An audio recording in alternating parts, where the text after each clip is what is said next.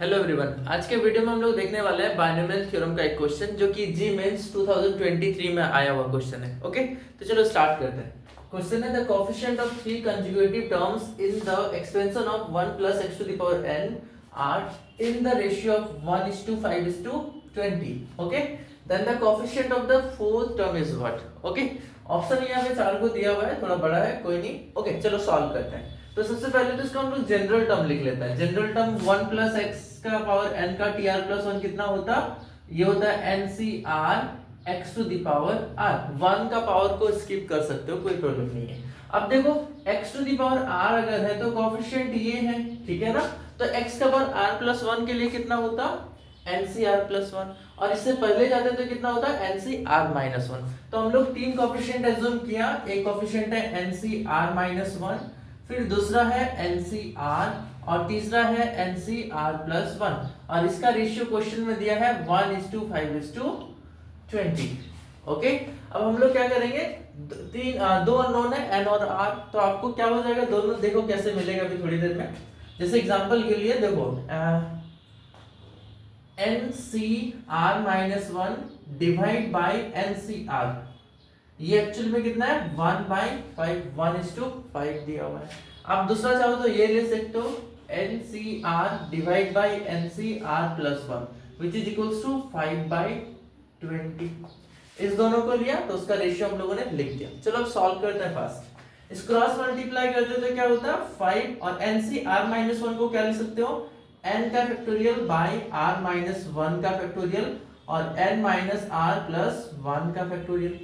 और ये 1 के साथ क्रॉस मल्टीप्लाई होता है तो क्या होता है n का फैक्टोरियल बाय r का factorial into n minus r का फैक्टोरियल। ओके, तो यहां से देखो n का फैक्टोरियल दोनों कैंसिल आउट हो जाएगा।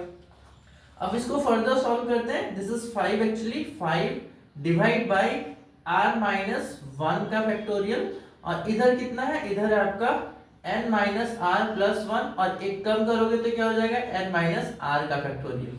ये क्यों किया वो लॉजिक समझना। इस r को लिख सकते हो, r का फैक्टोरियल को r इंटू r माइनस 1 का फैक्टोरियल, ठीक है, और यहाँ पे n माइनस r का फैक्टोरियल। ऐसा लिखने के पीछे का लॉजिक क्या है, देखो n माइनस r का फैक्टोरियल दोनों कट जाएगा, और ये r माइनस 1 का फैक्टोरियल भी दोनों साइड से कट जाएगा, ठीक है ना, इसीलिए कैंसिल किया था। अब क्रॉस मल्टीप्लाई करेंगे तो 5r is equals to n minus r plus 1 आ जाएगा। अगर आप यहाँ से n का वैल्यू निकालोगे तो क्या हो जाएगा, n इक्वल्स टू हो जाएगा आपका 6r minus 1। This is the value of n in terms of r। इसको इक्वेशन नंबर 1 मान के साइड रखते हैं। अब इसको सॉल्व करेंगे और वहां पे n के जगह पे 6r माइनस 1 रख देंगे तो r का वैल्यू मिल जाएगा। ओके, तो चलो इसको भी सॉल्व करते हैं। ncr को जिससे कि ये कटेगा 4 टाइम्स, तो 4 क्रॉस मल्टीप्लाई होकर उधर जाएगा। ncr का फॉर्मूला n का फैक्टोरियल बाय r का फैक्टोरियल और n माइनस r का फैक्टोरियल, और इसको इधर मल्टीप्लाई करोगे तो होगा n का फैक्टोरियल बाय r प्लस 1 का फैक्टोरियल और n माइनस r माइनस 1 का फैक्टोरियल। ओके, तो देखो n का फैक्टोरियल दोनों से कैंसिल आउट हो जाएगा। सिमिलरली ये कितना होगा 4 डिवाइड बाय r का फैक्टोरियल, इसमें से कम करोगे तो क्या होता है n माइनस r और n माइनस r माइनस 1 का फैक्टोरियल। सिमिलरली राइट साइड में कितना होगा r प्लस 1, और इसमें एक माइनस करोगे तो r का फैक्टोरियल आएगा, और ये कौन है n माइनस r माइनस 1 का फैक्टोरियल, जो कि ये वाला इससे कट जाएगा पूरा पूरा, और ये r का फैक्टोरियल भी r का फैक्टोरियल से कट जाएगा। अब क्रॉस मल्टीप्लाई करेंगे तो सिचुएशन क्या क्रिएट होगा, देखो तो 4r plus 1 equals to n minus r। ये 4 इससे मल्टीप्लाई होगा तो 4r प्लस 1 नहीं 4r प्लस 4। ओके ना, तो यहाँ से n के जगह पे क्या रख देंगे 6r माइनस 1, n के जगह रख देंगे 6r माइनस 1। तो देखो 4r plus 4 equals to 6r minus 1 और माइनस r, तो आपको यहाँ से r का वैल्यू मिल जाएगा। चलो करते हैं जल्दी से सॉल्व। ये कितना हो जाएगा, एक्चुअली देखो ये r 6 माइनस 1 करेंगे तो 5r, और ये 4r और माइनस होगा 5r माइनस 4r करेंगे तो r हो जाएगा, और इक्वल्स टू 4 यहाँ पे था और एक 1 और आया, मतलब r इक्वल्स टू 5 हो जाएगा आपका, ठीक है ना। r का वैल्यू 5 आया, और अगर हम लोग यहाँ पे n निकालेंगे तो n कितना होता 5 रखेंगे यहाँ पे तो n equals to 5 into 6 30 minus 1 मतलब n का वैल्यू आपका आ गया 29, n का वैल्यू 29 और r का वैल्यू 5 आ गया। ओके, अब क्वेश्चन में अगर बोला होता है कि टर्म्स बताओ तो आप यहाँ पे n और r का वैल्यू रख देते तो आपको सारे टर्म्स मिल जाता कंजुगेटिव कौन कौन है। लेकिन क्वेश्चन में बोला the coefficient of the fourth term, coefficient of the fourth term, तो r की जगह क्या रखना पड़ेगा आपको, r की जगह अगर फोर्थ टर्म चाहिए तो r की जगह 3 रखना पड़ेगा। अब r की जगह 3 रखोगे तो कोएफिशिएंट कितना होता nc3। ओके, सिर्फ कोएफिशिएंट लेना है इसलिए हम लोग x को स्किप करेंगे यहाँ पे। तो आपको सिर्फ और सिर्फ चाहिए nc3 मतलब nc, n का वैल्यू कितना निकाला 29, जो fourth coefficient of fourth term, coefficient of fourth term equals to 29c3।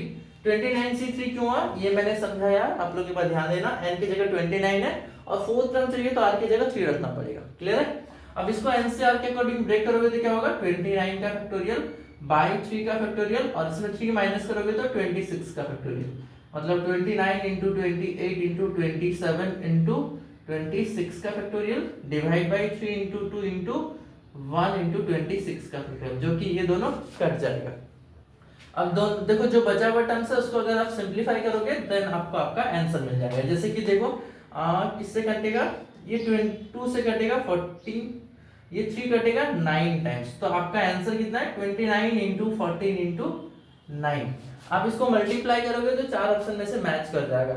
और एक मैं तरीका बताऊंगा, देखो जिसमें चारों का यूनिट डिजिट डिफरेंट है ना, तो सिर्फ आप यूनिट डिजिट मैच करा लो, आपका काम बन जाएगा। जैसे कि 9 इंटू 4 करेंगे तो 36, यूनिट डिजिट इज 6, और उस 6 को इस 9 से मल्टीप्लाई करोगे तो 54, that is the unit digit is 4। तो चार ऑप्शन में से एक ही ऑप्शन है जिसका यूनिट डिजिट में 4 है, तो आपका आंसर हो जाएगा 3654। आप वेरीफाई करके भी देख सकते हो मल्टीप्लाई करके, ठीक है ना।